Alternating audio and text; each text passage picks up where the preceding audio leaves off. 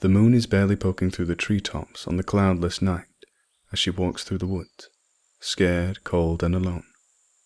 She's dirty and tired. She's been walking through the woods for hours and hours. Knees scraped from falling down and cuts on her hands and legs. She's on the verge of tears. A big man appears, rather tall and on the huskier side. She notices his scruffy beard. The tattered clothes with dry brownish stains make her nervous. They look like bloodstains. She's visibly scared of this man, but she doesn't move. She stands there shaking, attempting to hold back crying. "What are you doing out so late, young lady?" His voice, while rough, has a kindness to it, and being a child of no more than 8 or 9, a kind voice makes her forget her fears.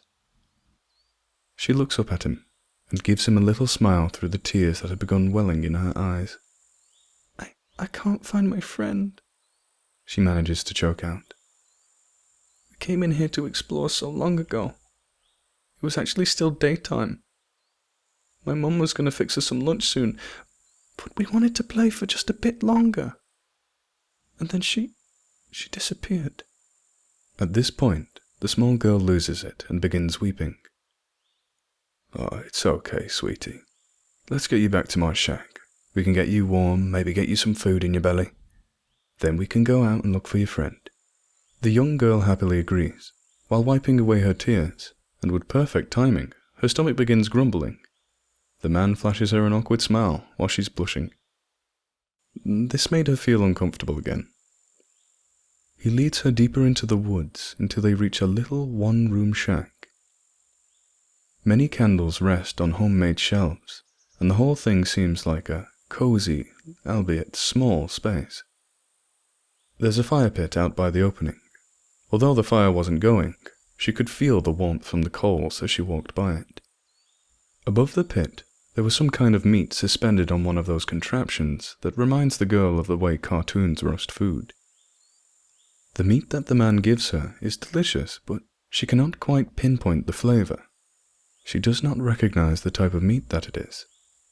"Oh, I'm sure you've never had this type of meat," the man says to her, recognizing her confusion on her face.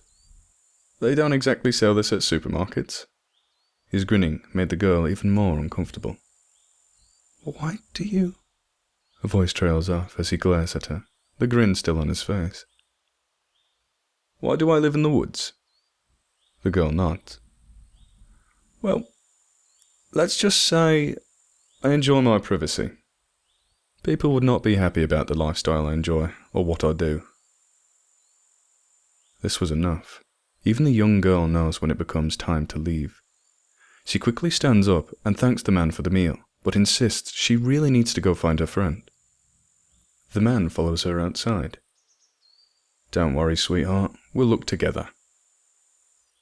After a good amount of time looking, she heard him call out to her, saying that he found something she might want to see. The young girl hurries over to examine what he found, forgetting her discomfort. He stops her before she gets there. "I have some unfortunate news." His voice was still rough. The kindness, along with the grin, was gone. He turns around, and she follows him for a few steps, then stops. The man gestures at the ground. There, lying dead, bloody, with her skull caved in, was the girl that she'd been looking for. "I have some unfortunate news as well." The girl's voice was as cold and as sharp as the axe that was buried into the back of the man's head. His eyes rolled back as he fell onto the carcass of a black bear, one just like he had fed to her earlier. "She wasn't my friend. She was just some bitch that told me my only friends were imaginary, and that I was crazy.